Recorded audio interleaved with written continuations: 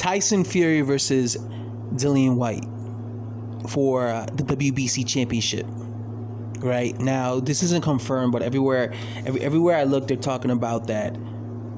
Basically, Tyson Fury's next opponent is going to be pretty much Dillian White. That's what every article I'm reading is saying. Now, obviously, just because it says that, and just because it says that the WBC might order Tyson Fury to face Dillian White, does not mean it's going to happen. Things change. Who knows? Maybe Tyson Fury fights a low-quality guy in his next fight. Who knows? But let's say this does happen, right? First of all, it would be a good first title defense for Tyson Fury, because Tyson Fury, he's had just one title defense against Deontay Wilder, and he's not going to be facing, if we lived in a perfect world, I would want him to face Usyk so that he could unify or try to unify with Usyk, and then we have somebody who's undisputed at heavyweight. But obviously, right now, I believe Usyk is getting prepared to challenge Anthony Joshua for the rematch, and then the winner of that could then be free to face Tyson Fury, and then they could try to unify, right? So, right now, Usyk and Anthony Joshua, both of these guys are unavailable because they're going to fight. We obviously don't want to see Tyson Fury fight Deontay Wilder for the 36th time either. So, who else is there? Dillian White and Tyson Fury would be a good domestic fight for British boxing fans. And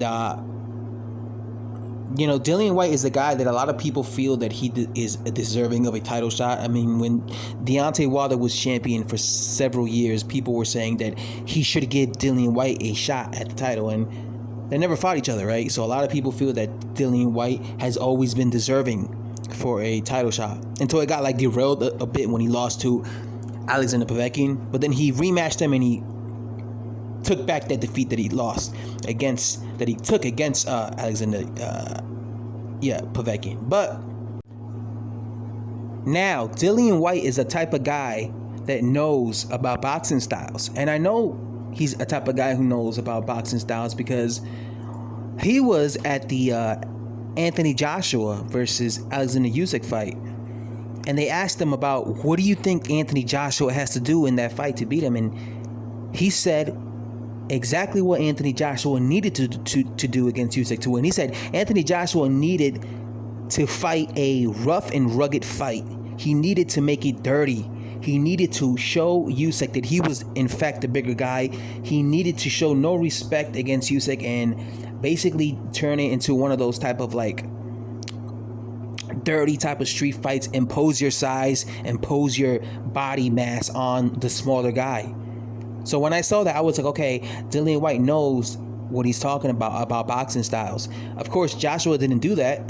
Instead, he tried to, be a little bit passive aggressive, and he ended up getting outboxed and at times bullied himself. So that let me know that Dillian White is the type of guy that he knows about boxing styles. So I'm pretty sure that he knows, him being the smaller guy, he has to be the one who's coming forward. He has to be the one applying pressure. Now, I've always felt that Tyson Fury has the style to beat someone like Dillian White, because I saw Dillian White struggle with Robert Helenius' movement. Robert Helenius fought Dillian White several years ago, and he was using his legs against Dillian White, and that was giving Dillian White problems. It was giving him issues. He was not good with that movement. And when I saw that, I said to myself, if he fought Tyson Fury would have will play a boxing game against him, and he'll beat him. So back then I picked Dillian White to lose against Tyson Fury. But these days Tyson Fury is electing to fight more on his he's electing more to come forward. Like when he fought Deontay Wilder in these last two fights, he came forward against Deontay Wilder in those two fights.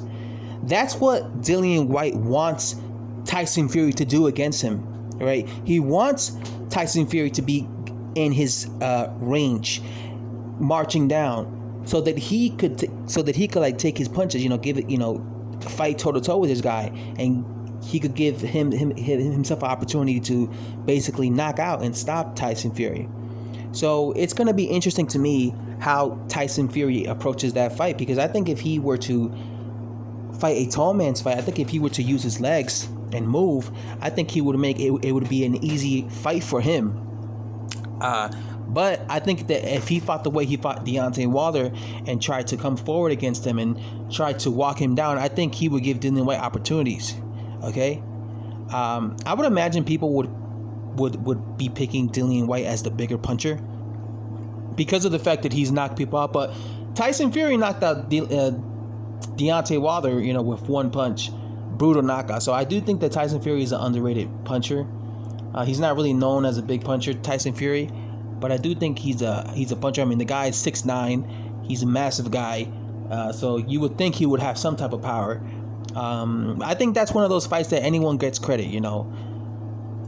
Both of these guys get credit, and Dillian Whyte. Dillian Whyte has been wanting a title shot for a long time. His fans have been wanting him to get a title shot for a long time. So this is like his one opportunity to get a title shot. All right, here it is. He had the opportunity when Anthony Joshua was champion. He didn't take it. So this is like his chance right here to get that title shot. He's 33. So this is like that one chance he has. I'm picking Tyson Fury though if they fight. I hope they fight because I would rather see him face Dillian Whyte and give Dillian Whyte a title shot than watch Tyson Fury fight some guy that nobody cares about. Nobody wants to see that. Supposedly Dillian Whyte got out of the fight with Otto Wallin because he, they say that he faked the injury because he was trying to get the fight with Tyson Fury, and I don't blame him because why would he want to fight Otto Wallin? Who's Otto Wallin? He's come on. Otto Wallin was a nobody before he fought Tyson Fury. Tyson Fury gave Otto Wallin that recognition because he gave him like a bloody eye when they fought. So, who do you guys think wins that fight? Let me know in the comment section of this video. Thanks for watching.